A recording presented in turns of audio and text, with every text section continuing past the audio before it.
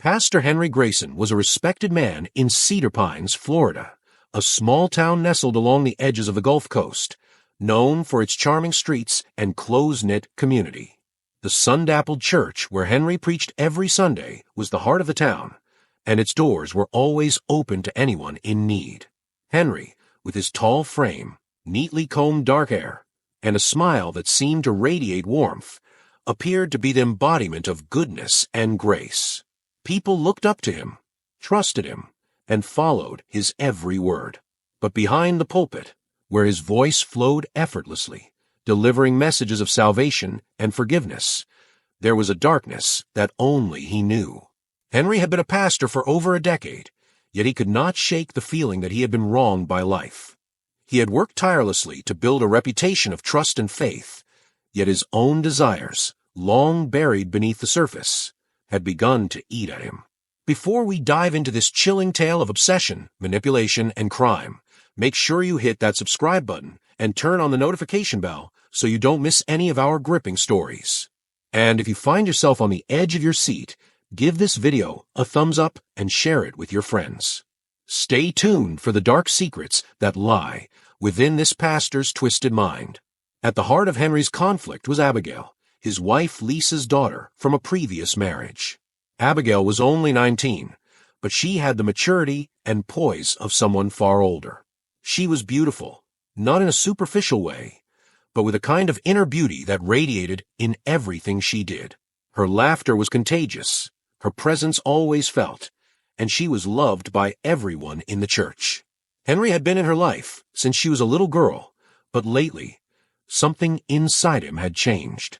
When he looked at her, he no longer saw the sweet stepdaughter he had raised alongside Lisa.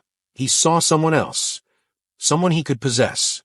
It started as a fleeting thought, a glance that lingered a little too long, but soon it turned into an obsession. His thoughts became consumed by her. She was young, pure, and full of life, while his own life had become increasingly unfulfilled, despite his successful career as a pastor. The feeling gnawed at him every time he saw her, every time she smiled at him from the front pew of the church, singing in the choir with a voice so sweet it brought tears to his eyes. Her boyfriend, Kevin, didn't help matters. Kevin was a college sophomore, a bright and promising young man studying criminal justice. He was polite, respectful, and loved Abigail in a way Henry couldn't stand. Henry had watched Kevin's growing relationship with Abigail with mounting jealousy. He hated the way they laughed together, the way Kevin would hold her hand, as though he had claim on her. Henry could not accept it, but it wasn't just Kevin who stood in the way of what Henry wanted. It was also Lisa, his wife, the woman who had stood by him through thick and thin, the woman who had given him the life he now despised. They had been married for over 15 years, but their relationship had grown strained. Lisa had begun to sense that something was off with Henry, something she couldn't quite place. At first, it was subtle. She noticed that his temper had become shorter, that he spent more and more time locked away in his study. But as the days passed, her suspicion grew. One evening, after they had shared a quiet dinner together, Lisa looked across the table at Henry. He was absent-mindedly stirring his coffee, his eyes fixed on the swirling liquid, lost in thought. "Henry," she began softly, "you've been acting strange lately. Is everything okay?" Henry's heart skipped a beat. He forced a smile, trying to hide the growing unease inside him. "Of course, Lisa. I'm just busy with the church and, everything going on with the congregation." Lisa didn't buy it. She had been married to him long enough to know when something was wrong. She took a deep breath, her gaze steady. "It's not just that. It's Abigail. You've been spending so much time with her, more than usual. I don't think it's appropriate." Henry's blood ran cold. He knew exactly what she was getting at, and it terrified him. He had been careful, so careful to hide his feelings, but Lisa was perceptive. Too perceptive. "Lisa, please. You're overthinking this. She's my stepdaughter. I'm just trying to be a good father to her," he said, his voice tight, a little too defensive. But Lisa wasn't convinced. "I don't know, Henry. There's something about the way you've been looking at her. It's not right." Henry's eyes darkened for a moment. His hand clenched around his coffee cup, the knuckles turning white. He swallowed hard and forced himself to take a deep breath. I think you're imagining things. We're a family. We have nothing to worry about. Lisa looked at him, her expression unreadable, but Henry could see the doubt in her eyes. He knew it was only a matter of time before she began to dig deeper. But he couldn't stop now. He had already crossed the line, and there was no going back. That night, as he lay in bed beside Lisa, he couldn't sleep. His mind raced with thoughts of Abigail, her bright eyes, her soft laugh, and the way she looked at him, unaware of the storm brewing inside him. He could feel the heat of his obsession seeping through him, twisting his thoughts until they became suffocating. In the silence of the room, with Lisa's soft breathing beside him, Henry made a decision. He would rid himself of the obstacles in his life. Lisa, Kevin, and anyone else who stood in his way would have to be removed. If he could have Abigail, if he could make her his, everything would finally be perfect. And so, Pastor Henry Grayson began to plot the most horrific actions of his life. The next few weeks were a blur for Henry. He carefully kept up the facade of a grieving husband and father, playing the part to perfection as Lisa's death seemed to weigh on him. At the same time, he started to isolate Abigail more and more, always under the guise of protecting her. He knew that if he could keep her close, if he could plant the seeds of doubt in her mind, she would eventually see him as her savior, her protector from the world that had hurt her. Abigail, for her part, was suspicious. She noticed that her stepfather's behavior was becoming increasingly strange. At times, he would be unusually kind to her, his gestures too perfect, too rehearsed. At other times, he would be distant, almost cold, as though something was eating at him. But the oddest part was the way he would look at her when he thought she wasn't watching, his gaze lingering on her for just a moment too long, his eyes dark and intense. One evening, as they sat together in the living room, Henry tried to talk to her about her future. He told her that the world was a dangerous place, and that she needed to be careful who she trusted. People like Kevin, they don't understand what's really best for you, he said, his voice low and serious. Abigail frowned, confused by the sudden change in tone. What do you mean, Henry? I mean that Kevin doesn't see you for who you truly are. He's young. He's naive. But I understand you, Abigail. I've always understood you, he said, his words smooth and calculated. Abigail felt a chill run down her spine. There was something in the way he spoke, something in the air that felt off. She tried to push the feeling away, to dismiss it as nothing more than overactive imagination, but the seed of doubt had been planted. And then there was Lisa. The tension in the house had reached its breaking point. Lisa had begun to confront Henry more openly about his behavior. She even mentioned taking a break from their marriage. But Henry could see how she hesitated. She knew something was wrong, but she couldn't prove it. Lisa's increasing suspicion only heightened Henry's urgency. She would have to go. Henry's mind was consumed by thoughts of Abigail. Each time she smiled or laughed, it felt like a slap to his face. She was a constant reminder of what he couldn't have, and it made him seethe with frustration.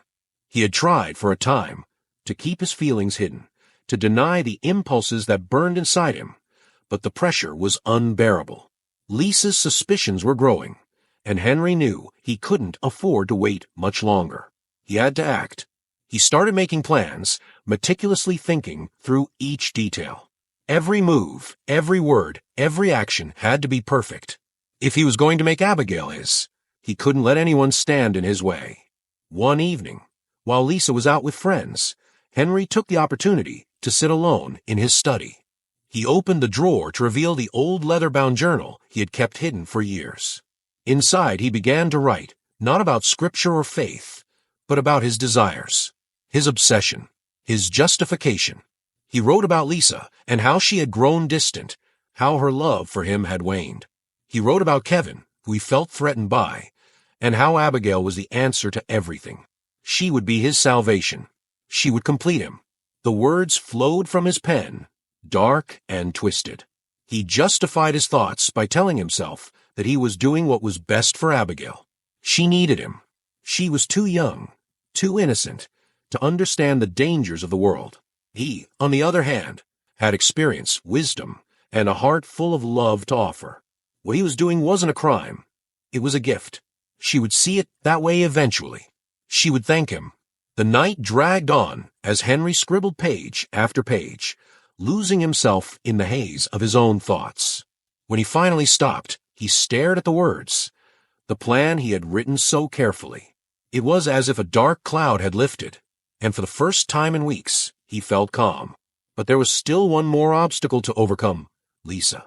She was too perceptive, too determined to see the truth. Henry knew that if he didn't do something soon, she would ruin everything. She had to be removed from the picture. And so, in the quiet of the night, Henry began to lay the groundwork for his first murder. The following week, Lisa had grown increasingly withdrawn, her suspicions about Henry's behavior weighing heavily on her.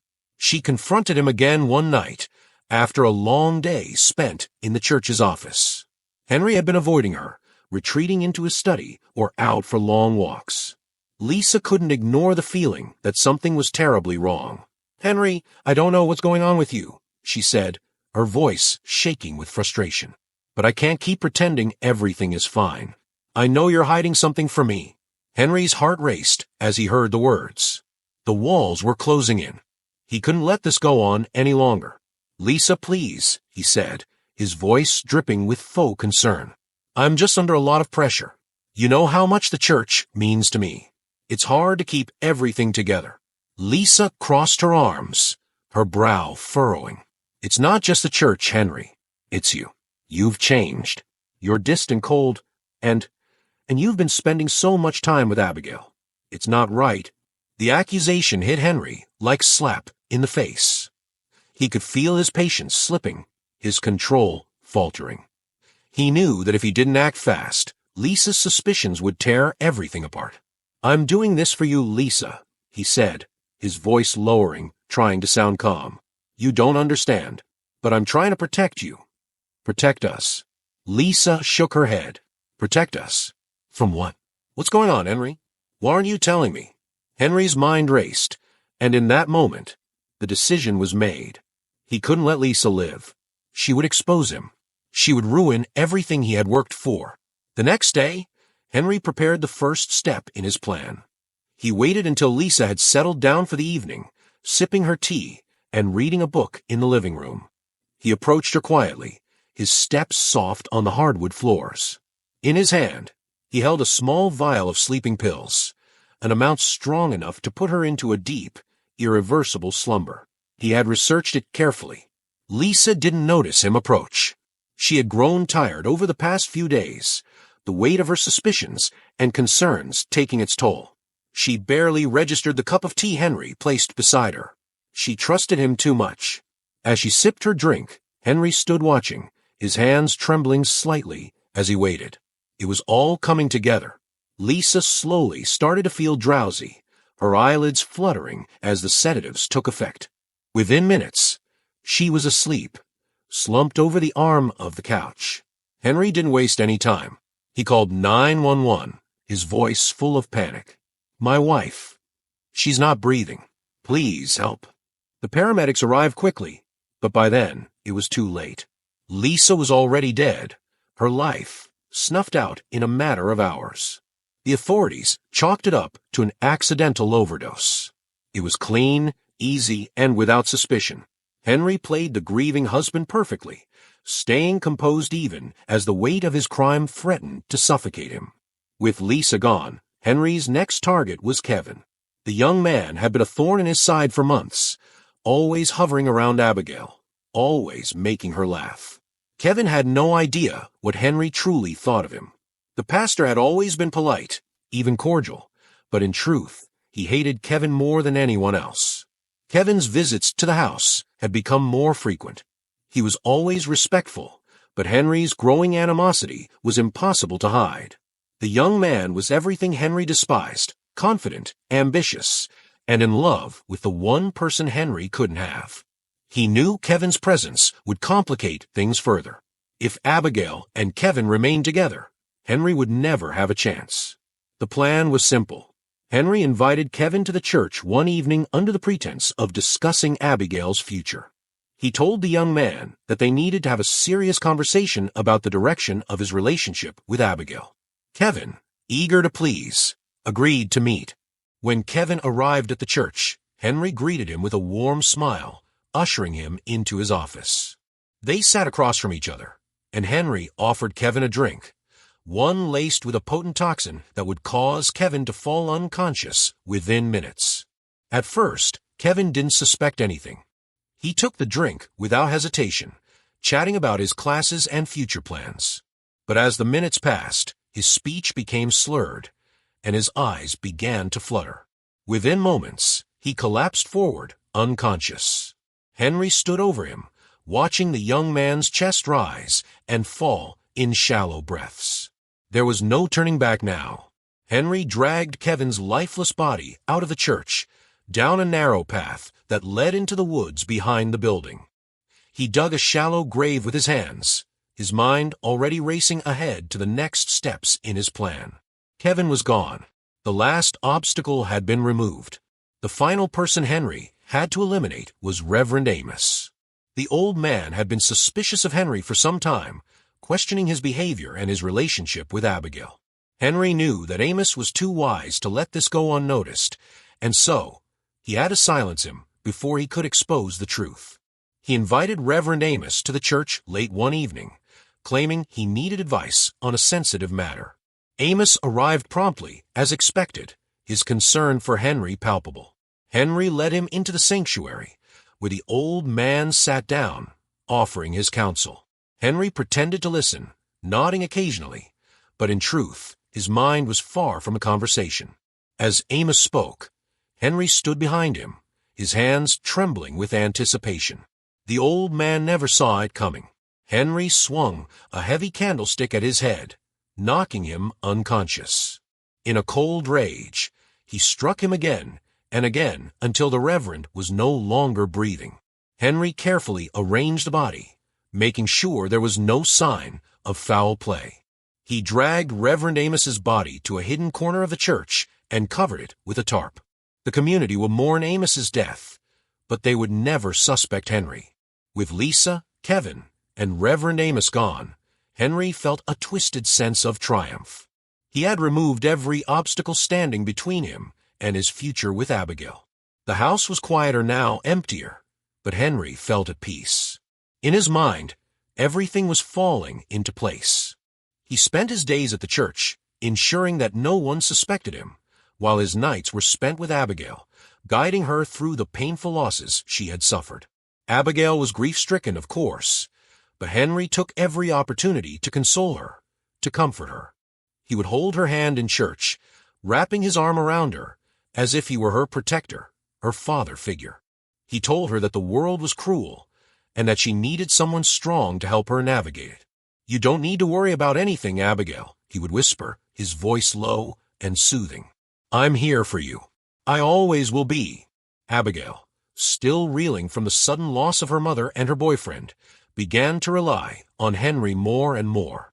She saw him as the only stable force in her life. In moments of vulnerability, she found herself leaning on him, trusting him completely. Little did she know, the man she sought comfort from was the one who had caused her pain. However, there was a growing sense of unease inside Henry. Despite his calculated actions, he could not silence the voice in his head that told him his actions would be discovered. He was always on edge, constantly looking over his shoulder, wondering if anyone had noticed something out of place. One evening, while Henry was at the church preparing for the next Sunday's sermon, Abigail stumbled upon something that would unravel everything. She was cleaning Henry's study, a place she had rarely ventured, and she was organizing the bookshelves when something caught her eye. Tucked behind a stack of old theology books was a small leather-bound journal. The edges of the pages were yellowed with age, but the writing inside was recent. Curious, she opened it. The words on the page made her stomach turn. Henry had written about his feelings toward her, his obsessive desire for her, and his belief that Lisa, Kevin, and Reverend Amos had all been standing in the way of his happiness. The journal detailed his thoughts about her mother's death, Kevin's interference, and Amos's suspicions. Each word was a nail in the coffin of the man she had trusted. Abigail's heart raced as she read the disturbing entries, her hands trembling. The more she read, the more she realized that everything she had suspected about Henry's behavior was true. He had orchestrated her mother's death. He had killed Kevin. He had murdered the man who had once been his mentor. And all of it was for her. Tears streamed down Abigail's face as she closed the journal, a sense of betrayal crashing over her like a tidal wave. The man she had trusted, the man who had consoled her through her grief, was nothing more than a monster. She felt sick to her stomach. She knew she had to act fast. Her mind raced as she considered her options. She couldn't confront him directly. Not yet. Henry was dangerous, and she had no idea how far he would go to protect his twisted desires. The following day, Abigail confided in a close friend, someone she had known from church for years. She told her everything. The journal, the murders, the way Henry had manipulated her. Her friend was horrified, but knew they had to go to the police. Abigail, though terrified, agreed. It was the only way to stop Henry before he hurt anyone else. The investigation began quickly after Abigail's friend contacted the authorities. At first, it seemed like just another tragedy. The sudden deaths of Lisa, Kevin, and Reverend Amos, all of whom had died under suspicious circumstances. But as the pieces began to fall into place, the authorities realized that something more sinister was at play.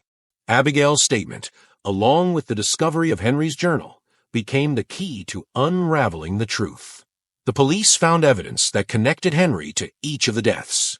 The toxicology reports confirmed that Lisa's tea had been laced with a lethal dose of sedatives. Kevin's drink had been poisoned, just as Abigail had described, and Reverend Amos's body showed signs of blunt force trauma, just as Henry had planned. But it was the journal that sealed his fate. The chilling words inside, the detailed confessions of murder and obsession, were undeniable proof of his guilt. The news of Henry's arrest spread quickly throughout Cedar Pines. The church, once a beacon of faith and hope, was now a place of scandal and shame. The congregation was stunned.